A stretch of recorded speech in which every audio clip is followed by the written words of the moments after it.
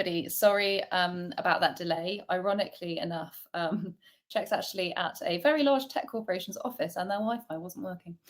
So sorry for being a few minutes late, and apologies for keeping you waiting. Can I check whether people can hear me if you pop in the chat that we've definitely gone live and we're not having any more technical issues? Okay, perfect. Thank you very much. Brilliant. Thank you so much for joining us today for such an important topic. It's actually our first webinar that we've done focusing specifically on gender inequality, particularly in senior leadership positions, which actually I think is something that needs to be paid more attention to, particularly from women, such as the ones that we have here today, who've obviously climbed that ladder and are still trying to break the glass ceiling. So just by way of introduction, if you haven't met me before, I'm Molly. I am the CEO and co-founder of Flexa Careers. Flexa is the global directory of verified flexible companies. And what that means is that we enable people to search by how they want to work, not just what they want to do. So we're helping companies to showcase their flexible working environment and candidates to be able to search by the fact that they might want remote first, flexible hours, dog-friendly offices, work from anywhere schemes, all sorts. And as you can imagine, that has a significant impact on gender diversity within companies if they do offer that level of flexibility, hence why this is a topic so close to my heart. But that is enough about me. I will hand over to Hannah to introduce herself. Hello, I'm Hannah. I'm the Director of People at Paddle. Been here for a couple of years, previously worked in other tech companies as well. So Paddle, we are the complete payment, tax, compliance and subscription solutions for software businesses. We're a Series D company. We are digital first, which means that we don't have a physical presence. We do have a beautiful office in London, but it's people's choice of where they can work and how they can work. And we have used Flexa for a number of years now and can advocate that it's everything that Flexa stands for is what we stand for as well. So we've got a natural affinity and a natural interest in supporting flexible working.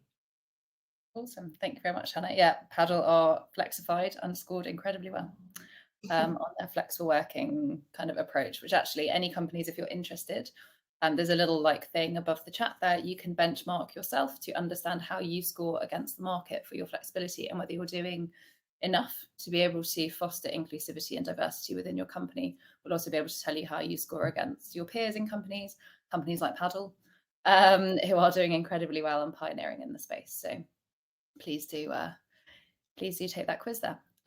Check, I will hand over to you to introduce yourself. Yeah, thanks, Molly, and apologies for the technical issues. I am the co-founder of a fund called Ada Ventures. Ada Ventures is a fund focused on investing inclusively. So we have built a venture fund with inclusion at the heart of everything that we do, from how we find companies to how we pick companies to how we support the people who are the leaders to actually what the underlying companies are also working on. I've been in venture for the last 8 years. When I first started in venture, I was pretty horrified by the lack of diversity and inclusion in the industry. So I co-founded a nonprofit called Diversity VC, which has done a lot of work around data and advocacy and lobbying and helping the VC industry be more inclusive. And that's what led me to co-founding Ada with my partner, Matt. Ada now has about 100 million under management. We have invested in about 30 companies, about 70% underrepresented founders, about 60% female CEOs. So we're really proud of what we're doing in terms of finding and funding female-led businesses and diverse founders. Really can vouch for the work that Ada's doing. So Ada are one of our investors, and they're one of the very few funds that I have ever come across where they actually and literally do put their money where their mouth is. So genuinely can really vouch for the work that you're doing and actually genuinely investing in diverse founders rather than just saying, oh, investing in one white woman out of 100 founders is diversity, when it's really not. Cool. Well, to kick off, I think we were talking before this webinar and we were like, we don't want to rant too much. We do want this to be educational and positive rather than just horror stories. Now we've got plenty of horror stories and we will pepper them in, but we also want this to be helpful in the sense of how can we make more progress? So I think it'd be really interesting to ask our panelists about, why are you here today? Why is this a topic that you care about so much? I'll go to Hannah first. I think if I look at the flip side of that question, why people don't care about this is obviously more concerning, and they should be more concerned about it. We know for a fact that it makes business sense. We know that diversity and having diversity at a leadership level makes for better business decisions. It has a much more positive impact on your results, on your numbers. But for me, it's from a personal perspective, it's more than that. I'm a mother of a daughter. I want her to grow up in a world where she doesn't have to have this problem. That's utopia, right? Why are we having this conversation still now, 20, 30, 40 years on? Why are we still having that conversation, and why is it still such a thing? And so where we have a world where we don't have to struggle so much, we don't have to justify our existence or our positions in leadership. Our emotion is not questioned, and our passion is not questioned. And we don't have to push against that glass ceiling. So for me, it's about creating a future where our children do have that equality. And it is equality. It's not just a female equality, male equality. It is true equality. And so that is my utopia, and that's why I do what I do, really. Brilliantly put. And check, why are you here today? And why, well, not just here today, why are you doing what you're doing? Like, why do you care about it so much? Not just because I was strongly encouraged by one of my favorite portfolio companies.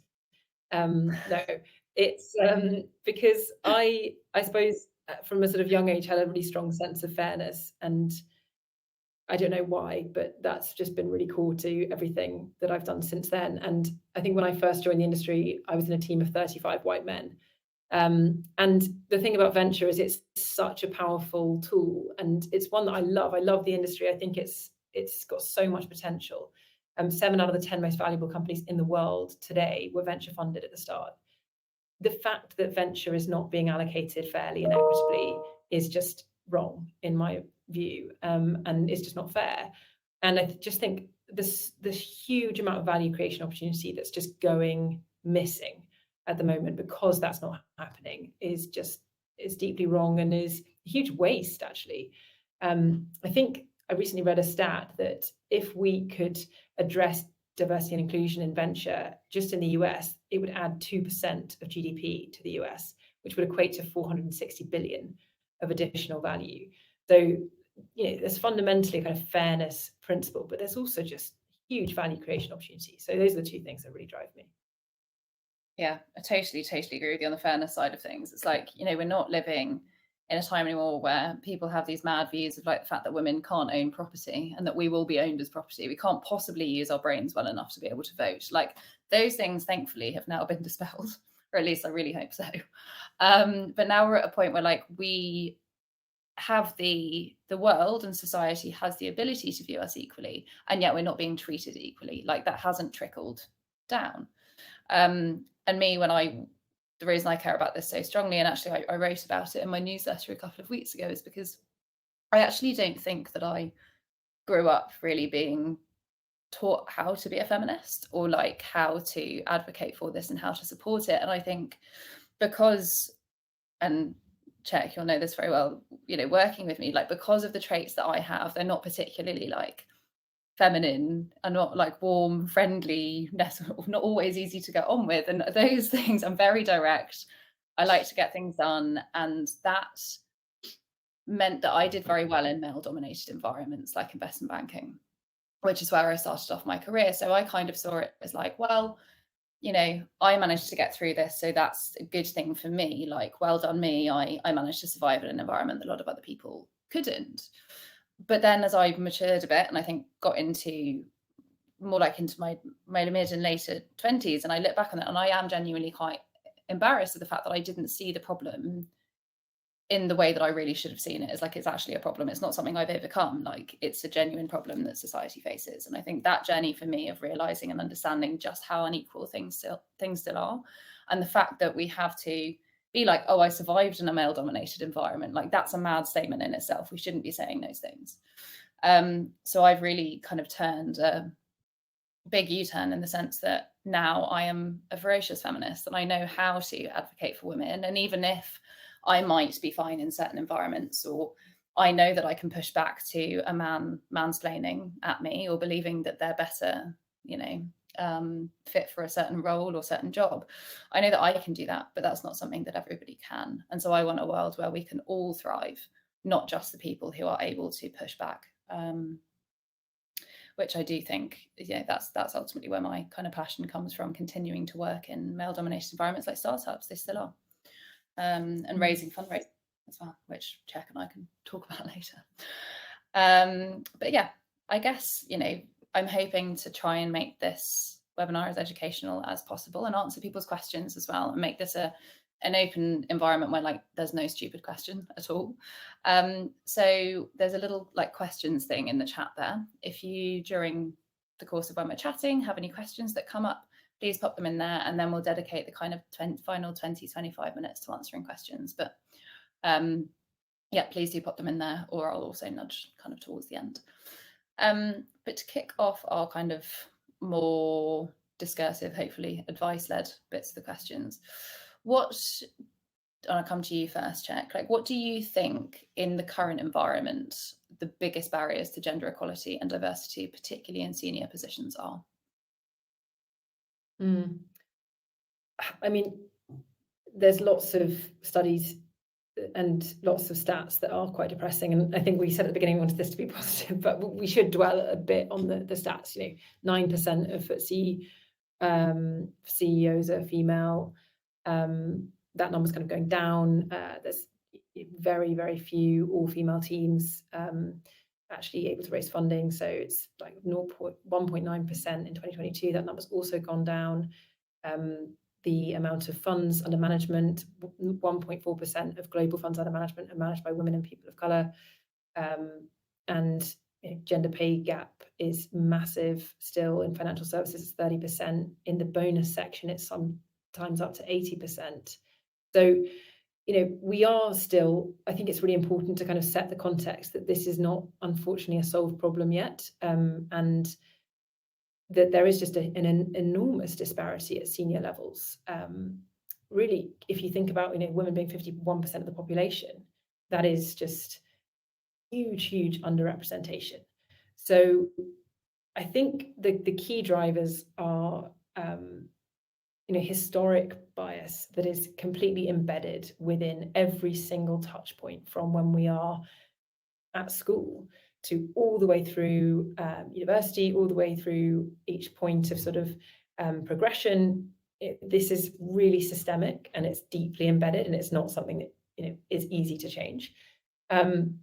The second big area is childcare, I think, and is parental leave, and is the fact that a critical moment of people's careers between the ages usually of kind of 30 and 40, you might be having kids, and as a woman, the burden of that still massively falls on you in terms of taking time out of work, and the financial burden as well. And then the lack of flexibility that companies do not offer means that for a lot of women I know who are incredibly ambitious, incredibly driven, incredibly talented, they just unfortunately at that juncture in their lives decide they just can't make it work, and so they step away.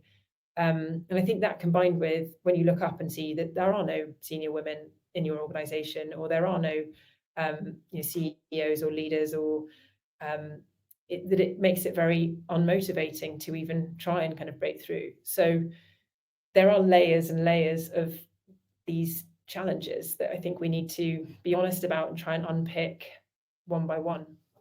Yeah, 100%. I always like the way that people phrase it about representation. It's if you can't see it, you can't be it, which I totally agree with. If you see no women in those roles juggling those things, then ultimately you're not going to believe that it's possible. And I think that's to bring in your childcare point as well. So often we see women leaving their careers and either never going back or taking these huge breaks, and then they're not put back into even vaguely similar level. You almost go back to the very beginning, which I think is a really depressing reality, and it's something that genuinely does need to be changed, both from a support and governmental side of things, but also from a societal expectations. It means it's just not, it doesn't make sense to work. Childcare is so expensive that it literally, you're paying work. Yeah, it is. It's really expensive. And in the UK, they've just announced, funding, government funding for 1 and 2 year olds in 2026. Well, those babies aren't even born yet. That's not going to help. And our current government probably, hopefully, won't be in government leadership by then. So it's so deep rooted and it's so systemic, I think. So childcare has a massive impact on where one of the barriers where we are today. But even if you look at the intention of something like shared parental leave, there is, and this isn't necessarily companies' stance on here, so this is society's stand on here. It's assumed there's a natural underlying unconscious bias. If the male carer then takes more leave, does that mean that he's not the traditional breadwinner? Now but the unconscious bias still exists. There's still conversations that are going on that in society that it's not right. I mean, how many men are asked, so how are you going to work out the childcare when you do have your first child, second child, third child? It's not a natural question. Whereas even women in women's groups, what have you thought about childcare? Are they asking the same as the male counterpart? Don't know. But so I think, and to your point, Molly, when you were saying if you can't see it, you can't be it, there is also a real lack of female senior mentors and leaderships for people that you can kind of get coaching from or mentoring from, because it's not as much that pool is not as rich as male mentors. So I think there's a lot of things that we need to unpick and peel away and look at them in different lenses, I think, in order to be able to try and move the needle in a positive way.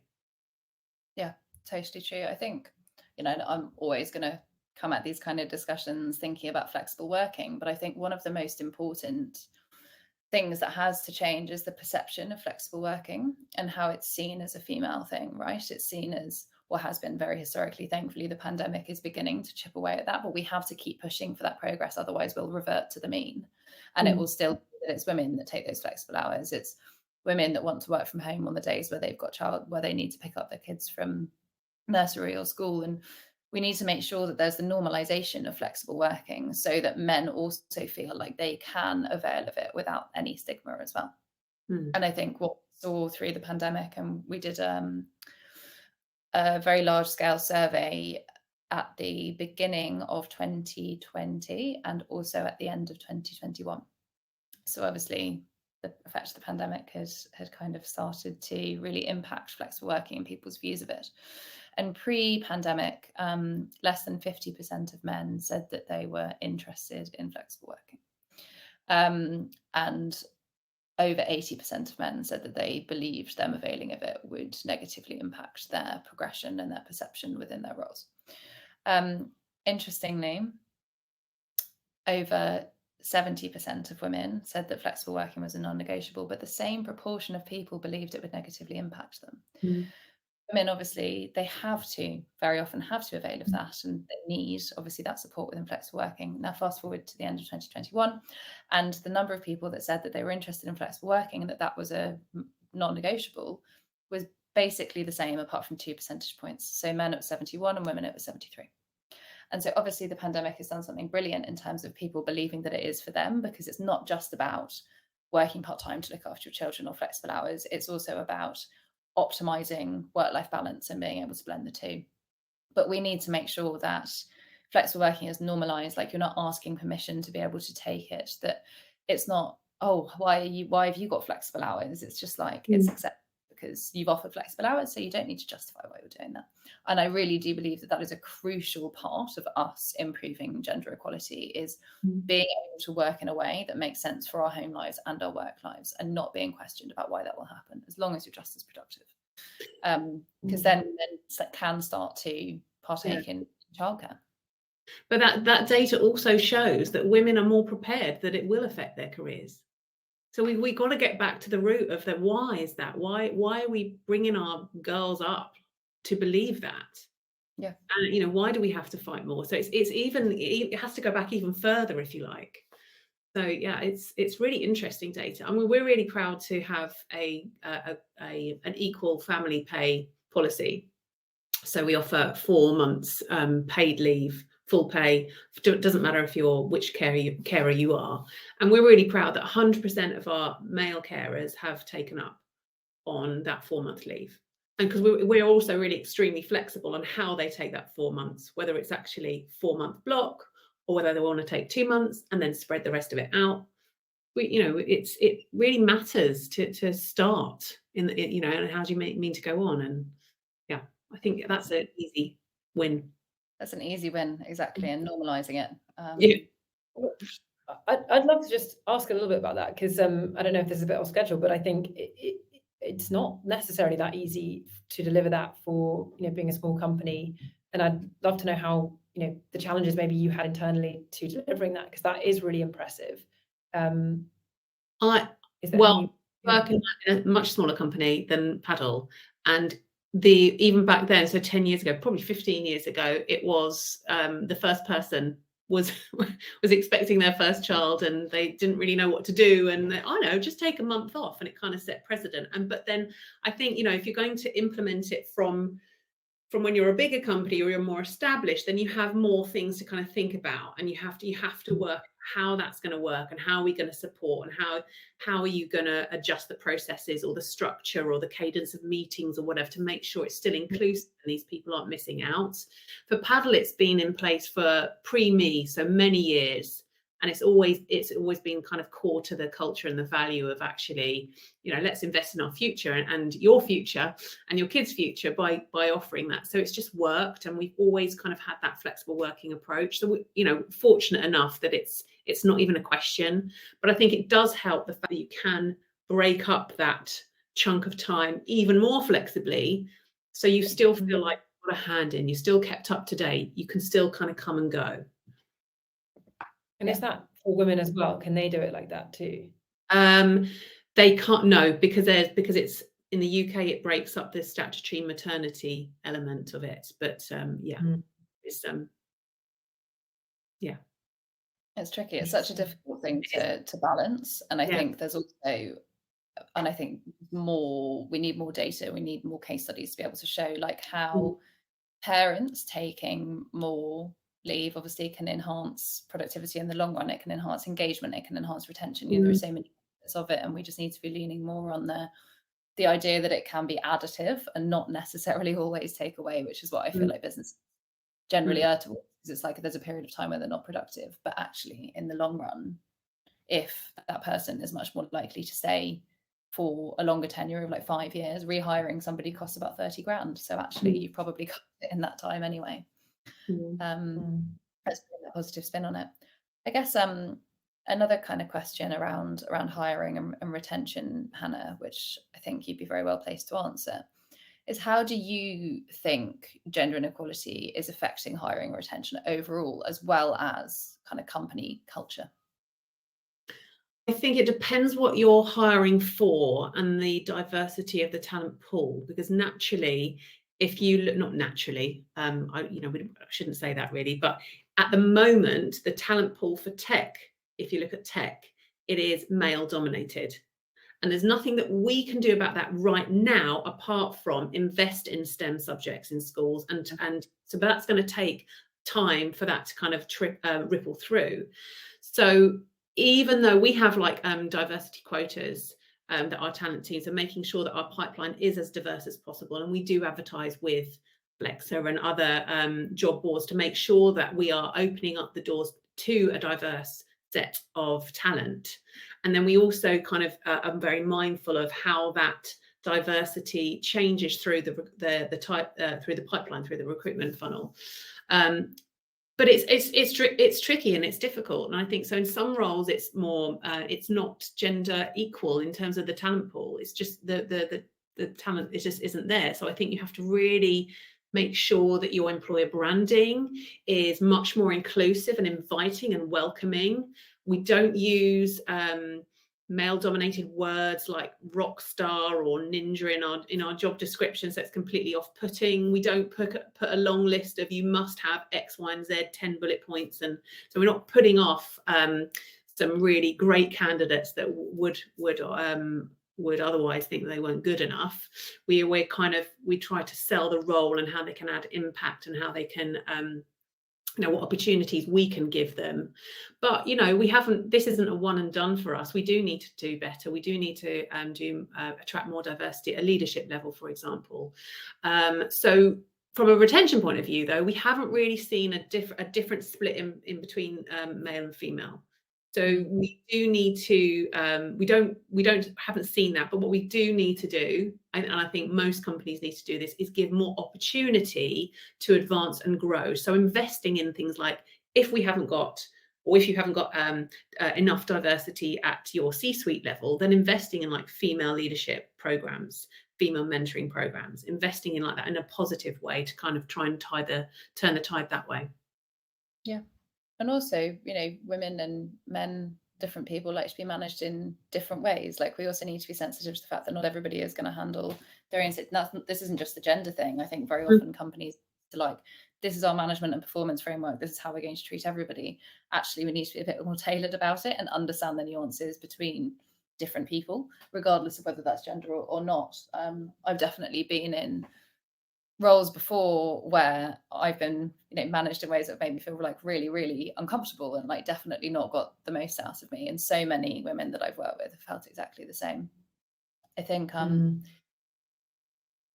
The number of people I know, and myself included, who have worked with coaches to sort of counteract that sort of environment that you almost have to sort of steel yourself for or train yourself in order to sort of be able to thrive in that environment is so problematic. It's like women are having to go and get coaching in order to survive in those environments, thrive in those environments, which just feels completely wrong, versus those environments changing to welcome them.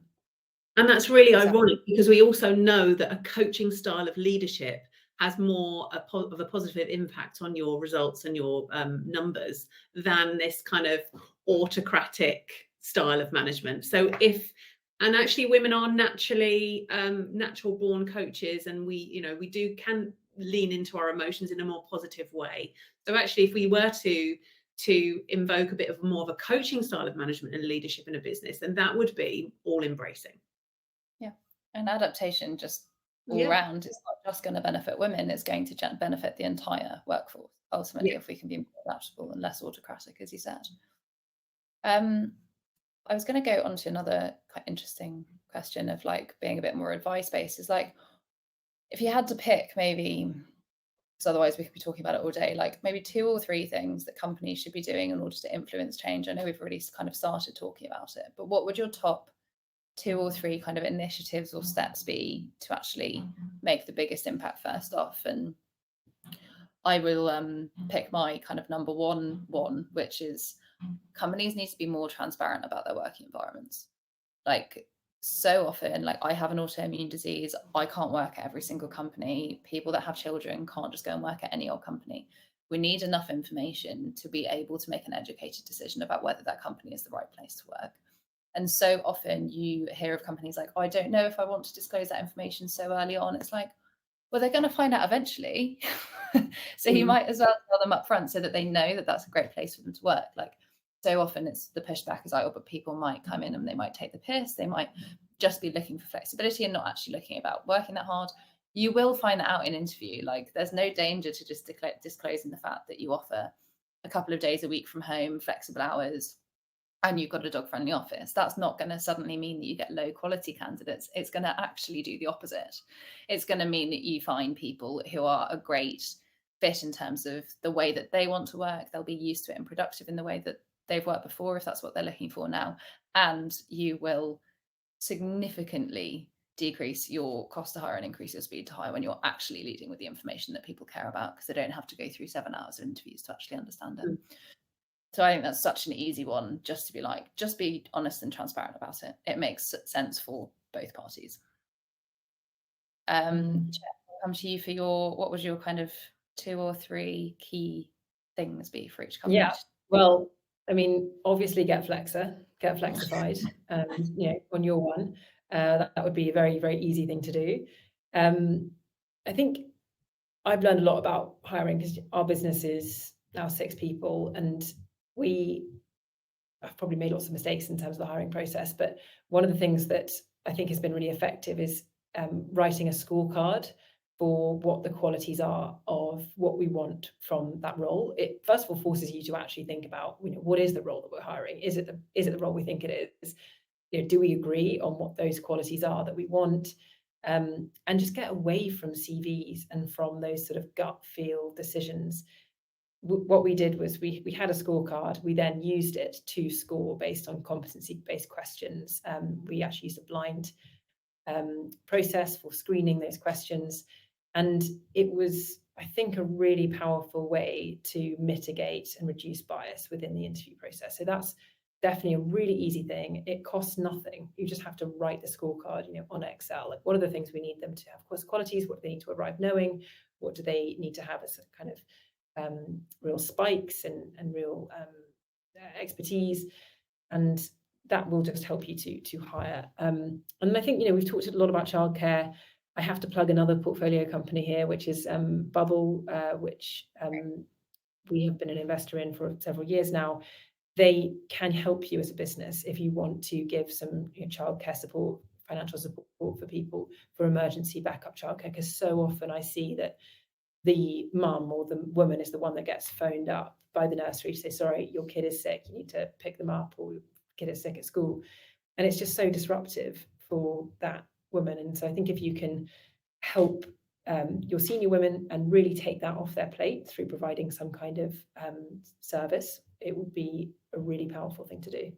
Yeah, absolutely agree with that. Someone else, David, has just put in the chat there as well, like when people are applying, women are less likely to apply if they haven't literally met every single criteria. So the really easy way to deal with that is break your job description up into must have and nice to have.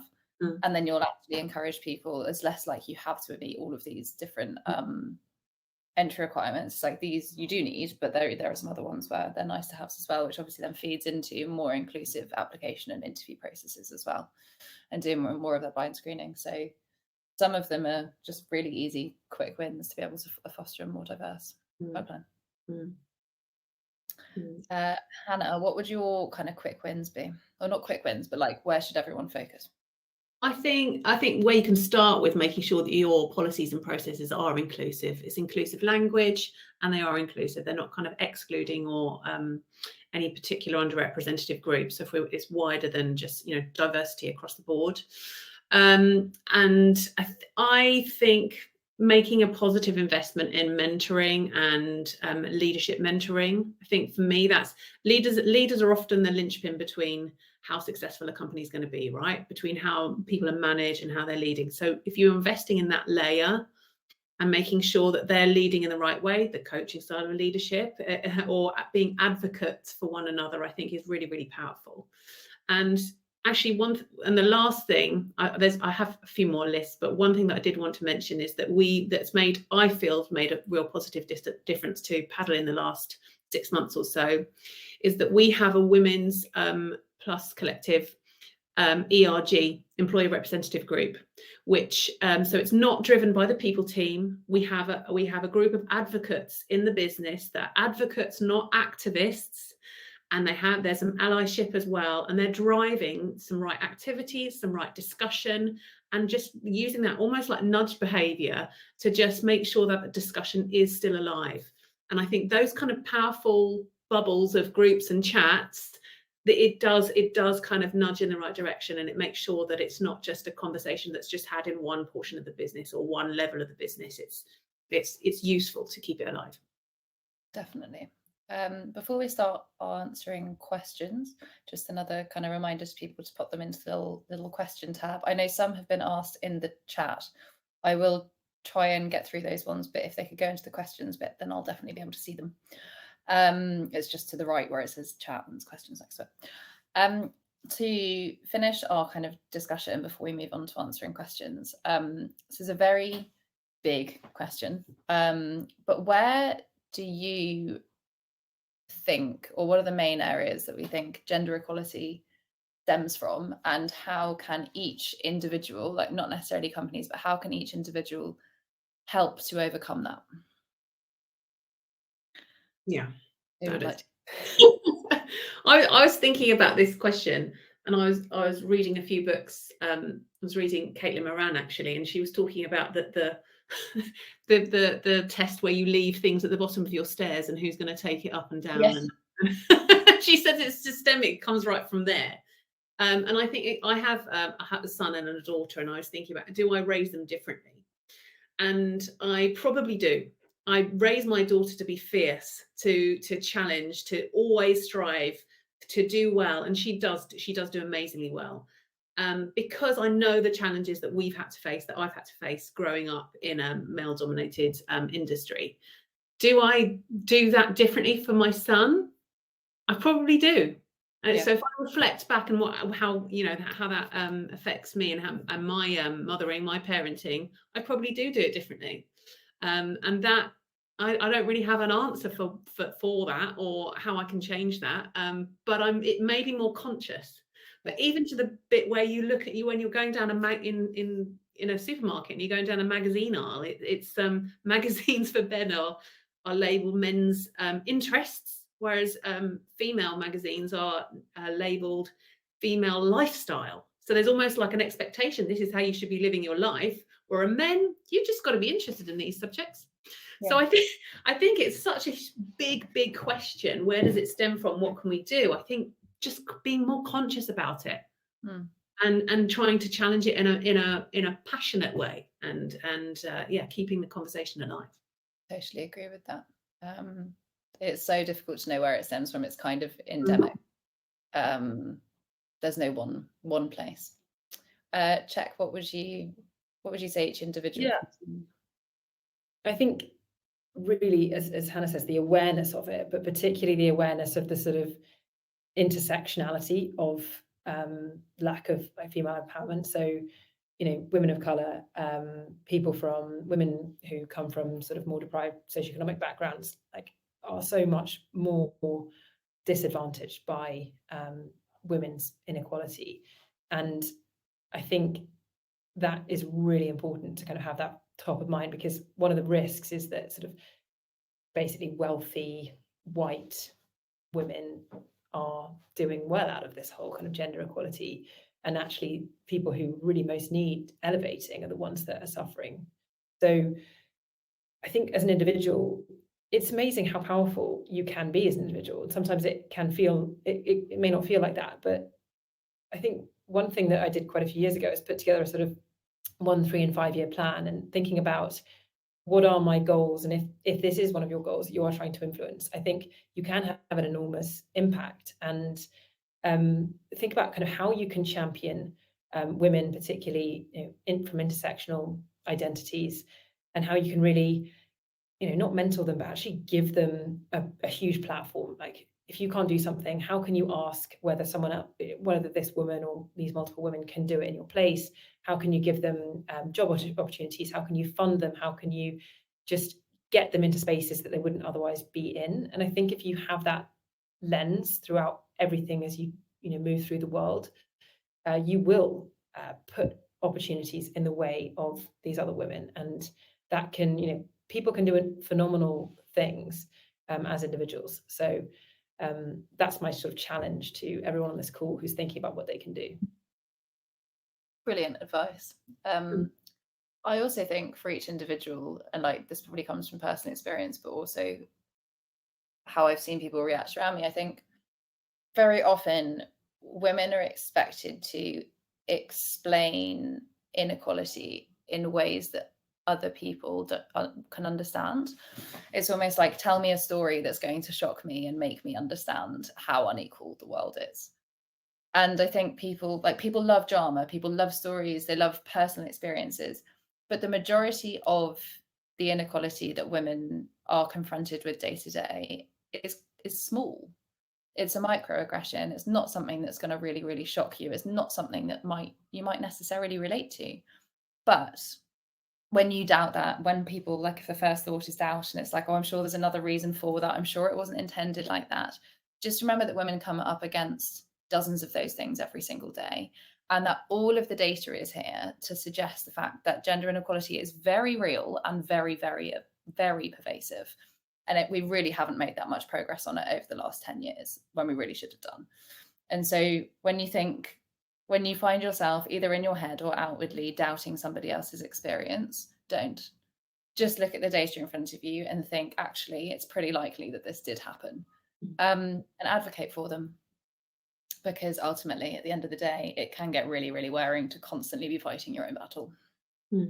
Yeah, it's exhausting. Yeah. And like, I go through fundraising, running a business, and the number of things that just happen is like really small things. And you're like, oh, it's not very exciting if I tell somebody, but it's wearing. So I think the questions piece is really, really interesting, Molly. And I think it is that accumulation, isn't it? It's this kind of like ever building bubble of things that kind of just wear up and wear up and wear up. And it's that, it's just one comment. It's just the fact that it happens constantly, and it's almost like, yeah, that's the piece for me. Yeah, it can be a tiny comment about, you know, who's doing the childcare. The next one could be walking home at night and feeling unsafe. The next one could be being wolf whistled at suddenly, and then another one could be where you're, I don't know, for me, like raising money and someone goes, oh, but you know, what are you going to do in your mid-30s that you want to have children? Those kind of things, when they all happen, it does get quite tiring. But questions. So with these questions, because we've actually got quite a few, I'll just pick the person that I think is best suited to answer it. But if you would also like to answer it, just chime in. So questions wise, sorry, we've had a bit of an issue with the questions function as well on Tevent, but we can also, I'll read from the chat too. So Nala asks, what about single women without children who get burned for not being able to stay in a masculine environment? What are our thoughts on that? I'd actually quite like to take that one because I don't have children, and I'm not planning on having them anytime soon, if I do at all. I think it's really interesting that even the way that you asked that question is like children is like a justification to get out of that environment, or to behave differently. And I think that's why I'm so passionate about the normalization of flexibility, is because I didn't want to have to justify why I needed flexibility, but I really felt like my reason, which was sometimes not being able to walk, I felt like that wasn't enough compared to women who had children and needed it for childcare. I felt like that was much more of a justified reason. Now, obviously that's internal within me. It's not because women with children were hogging the limelight when it came to flexibility. It's just how we feel about accessing it. And so I think it's definitely a problem that exists within workplaces, is you work, everyone else works one way, and then people that have children will work another way. And women definitely feel that too if you don't have children. But it's about normalizing it so that no matter what, you can access that level of flexibility. You don't have to just sit there and accept working in an environment that doesn't work for you. And there are so many companies out there that will foster that, will normalize it, and will enable you to find an environment in which to thrive. It shouldn't be about whether you do or don't have children, whether you do or don't have a disability. It should be about you finding the environment for you. But we have a lot of work to do to actually get there. Alex asks, how do you reach a more diverse talent pool? Hannah, I feel like you're going to be a very good one.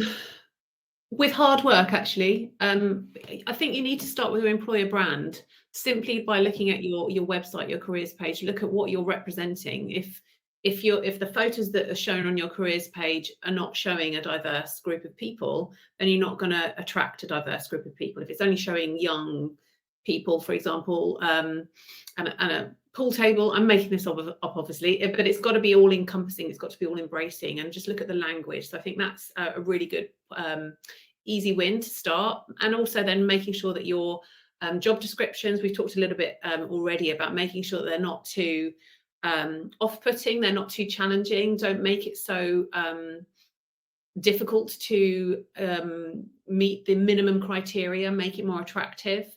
And then look at where you're advertising as well. So flexible working is absolutely key to making sure that you are attracting a diverse workforce, but not just female diversity, for neurodiverse, for gender diverse, for race diversity, for everything. And then we know that makes for a richer talent pool. So look at things like that, of where you're advertising. And then making sure actually your hiring managers are aware of unconscious bias and the questions they're asking. So there's lots of little pieces that you can do along the recruitment journey, but it starts from attraction and then it goes through the talent pool. So yeah, I just want to add something very quickly on this. This is less about hiring, but more about how we find companies. I think it's really important that we also don't just sit back and wait for people to come to us, because we've got to go out and actually really invite them in, because frankly, why on earth would they want to come into the venture capital market based on what they can see right now? So we work with a lot of communities, now 100 of them, that are all underrepresented within tech and VC, and the leaders of those communities are sort of our advocates, effectively, that invite in their people in their community to come and talk to us or send their investment opportunity to us. And I think the more that you can kind of reach out really proactively and sort of break down that barrier yourself, it's kind of incumbent upon us actually to do that work rather than wait for people to come to us. Yeah, totally agree with that. I'd follow all of that advice, and I would also use, we did like a client case study day on Monday about all Flexify clients, and some amazing feedback on diversity, because on Flexer we have a very diverse user base. As we've talked about, flexibility obviously lends itself to a more diverse talent pool. And one of our clients, just through being on Flexer for a year, increased the diversity in their hiring pipeline by 65%, just by being more open about flexibility and putting it in places where diverse talent actually is. I think very often, Chet, to your point, people kind of expect to be quite passive about these kind of things, but actually employer brand is, yes, it's your EVP that you've built and you kind of just leave in places, but it's also about putting that EVP in the right places and proactively targeting the people that you actually do want to join your company. Which is why, I'm obviously so delighted that we can have such an impact on the diversity of a talent pipeline, because we also do proactively, as Flexer, target those users.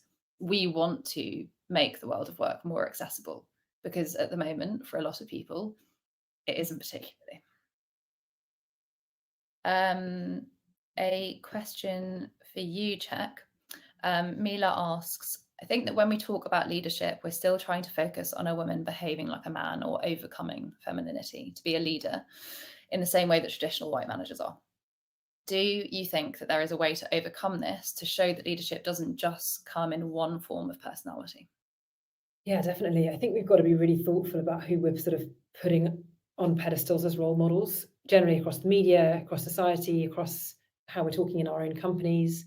I'm kind of disappointed where I sit to look up at the people who've kind of made it in the venture industry. There's just not very many that are leading in a way that I identify with.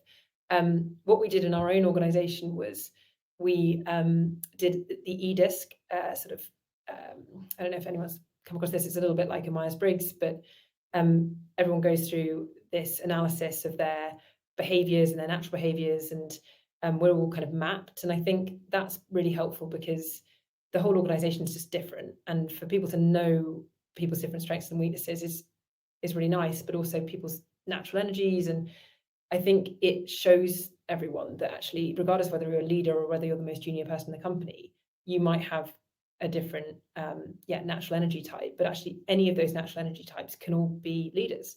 And I think there are some that are more traditionally sort of feminine in style, in terms of traditional stereotypes around femininity.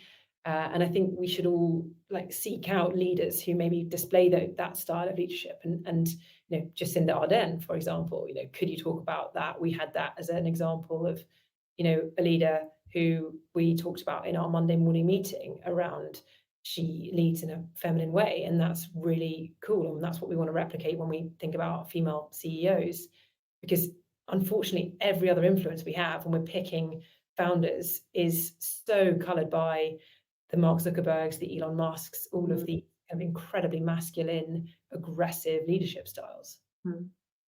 And then you look at the difference. So when you look at the downfall of Sam Bankman-Fried versus Elizabeth Holmes, Elizabeth Holmes was vilified to such a much bigger extent than he was, because it was a very unusual for a woman to be in that position of power, but her downfall was exactly the same as his, but she was treated as if she was so much worse and more like some kind of, had the conspiracy all along and was treated like a bit of a witch, rather than just man exploiting an opportunity.